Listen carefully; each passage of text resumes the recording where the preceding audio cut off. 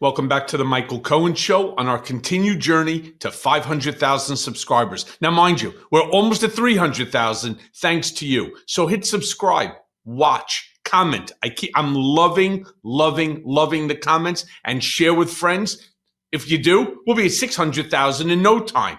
Now, look, yesterday, Trump signed an executive order. You can't make this shit up. He signed an executive order to dismantle the Department of Education. Now, I want to be clear. Me personally, this is horrible. And it's horrible for so many reasons. And every single person who refused to acknowledge that Project 2025 was real, well, they were wrong, because it's written in that 922-page manifesto. And I want to show you a clip of Trump discussing this executive order. Play it. But I believe we'll get it done. Today we take a very historic action that was 45 years in the making. In a few moments, I will sign an executive order to begin eliminating the Federal Department of Education once and for all.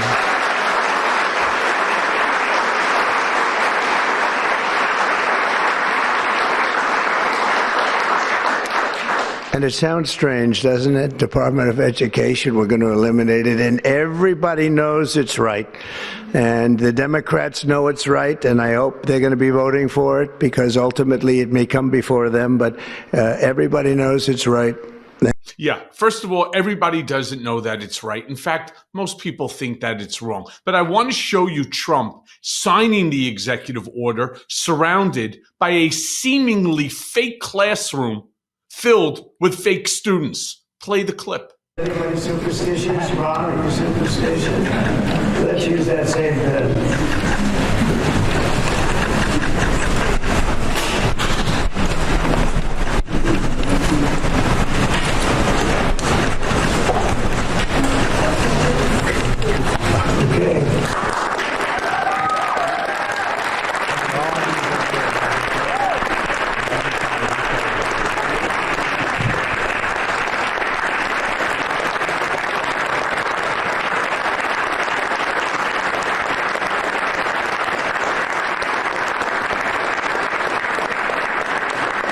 I mean, what do you got, a classroom of 6 people? I'd love to find out whose kids that they are. Meanwhile, he continues to say, and he refuses to acknowledge, people don't like this, but he continues to say that everyone wants him to sign this executive order, Democrats and Republicans alike.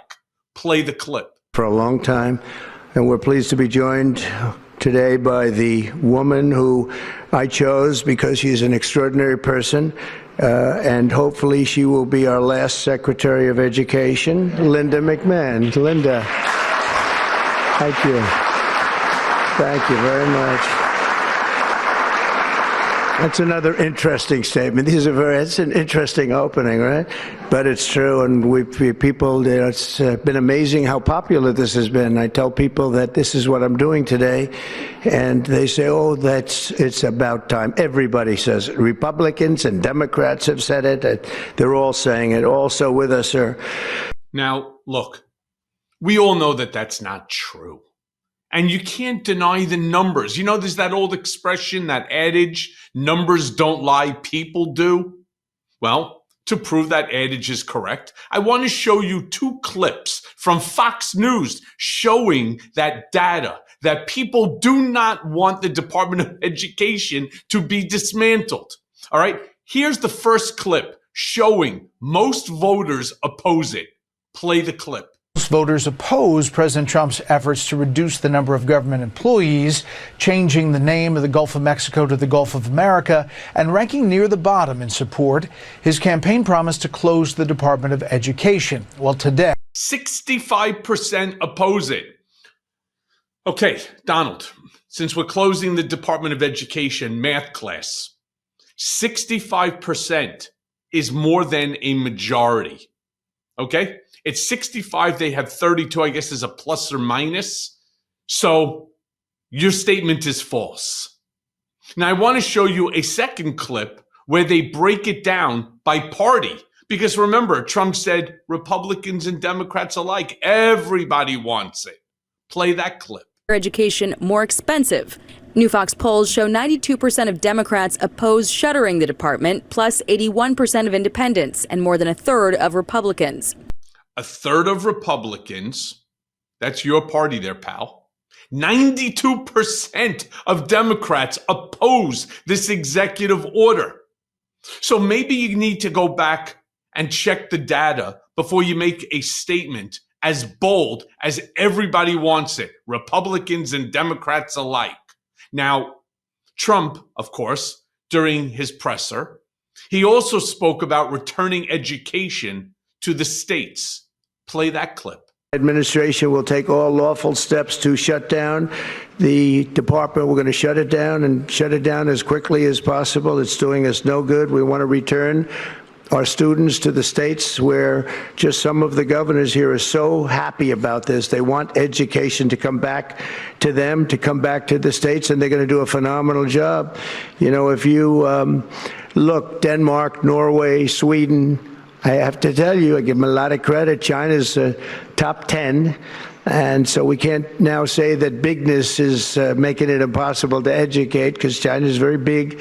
But you have countries that do a very good job in education. And I really believe, like some of the governors here today from states that run very, very well, including a big state like Texas, but states that run very well are going to have education that will be as good as Norway, Denmark, Sweden, and those top, Finland, those top. I mean, I wish that I had the transcript of this. He certainly mentioned a bunch of countries, but there's no substance to any of it, because what he's saying is total bullshit. Meanwhile, Caitlin Collins, since we're going to talk about governors being so happy that they're getting this task back, Caitlin Collins on CNN asks Governor Abbott what he thinks will be the biggest impact of dismantling the department. Play that clip. What is the biggest impact that you believe this is going to have on education across the United States? Because obviously this is something conservatives have sought to do for decades, since President Reagan was in office. It achieves two things at once. One is it eliminates all this wokeism, this ideology from the bureaucrats in Washington, D.C., issues that we had to deal with under the Biden administration. It gives more power to states who are closer to the students, closer to the parents, and more power to parents themselves. And so this. Get rid of wokeism. We're talking about banning of books. We're talking about refusing, for example, to teach about the Holocaust, to teach about the Civil War. It's amazing how many people, including in the South, which is their specific history as well, that they have no idea about the civil rights. They have no idea about the Civil War. Meanwhile, Governor Walz goes on MSNBC to discuss Trump's executive order, using his own experience as a former teacher and additionally having a son who has a learning disability. Because that's exactly who's going to get hurt. Play the clip. You know, students like my son who depend on IDEA and individual education plans to make sure that they're treated equally and get the best possible education they can.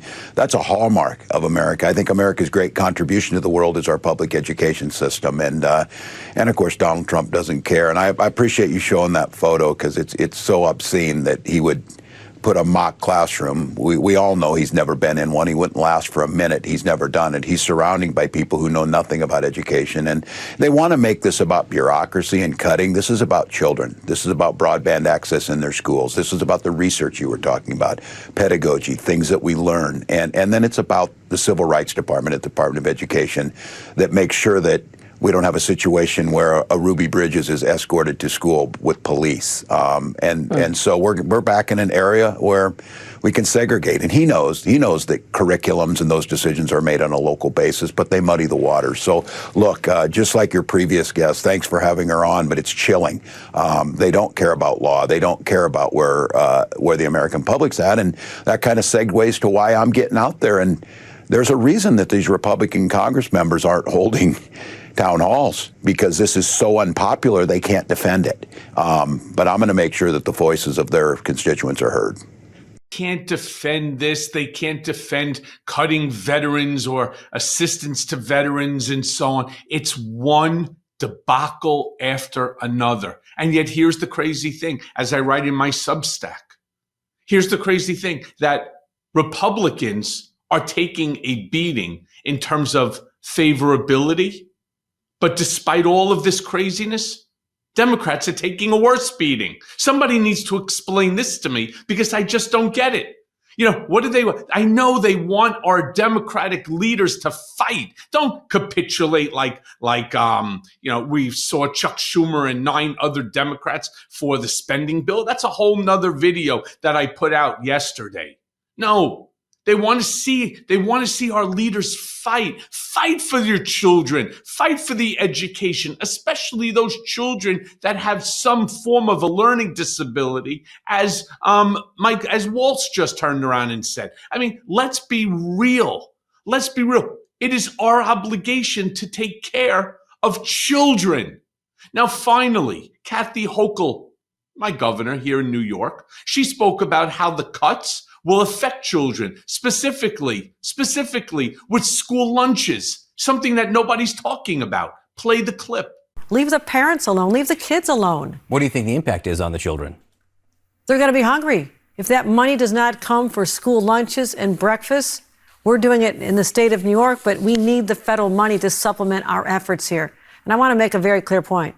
We get $93 billion and all kinds of support from the federal government. Now, New York, we send more than that in taxes, so we are still a donor state. But I cannot make that up. They start cutting that kind of money. I can't make that up. People are going to suffer. Hungry children. Imagine, we're talking about the year 2025. We're talking about the United States of America. Now, I'm okay with the President of the United States having an agenda, having policies that differ from what I would do if I was President of the United States. I'm okay. I'm not. He is. What I'm not okay is dismantling any program that affects children, that affects civil servants, that affects veterans, those people that gave us the ability to be here together in order to speak our minds, in order to continue with our great nation, with our democratic republic on the basis of our Constitution. And you shouldn't allow it either. You shouldn't. So to each and every one of us, please, again, subscribe, share this with a friend. Let's get the community so big that our voices will be heard, that it will not be ignored, and that we can make a difference in this midterm election coming up in 2026. Otherwise, I hate to say it, we're screwed. And as always, thanks for listening. Hey everyone. First of all, thanks for watching. I mean, we're going to be posting daily episodes with reactions and talking about politics. We'll be talking about everything, in fact. So please like and subscribe. Join us on this journey.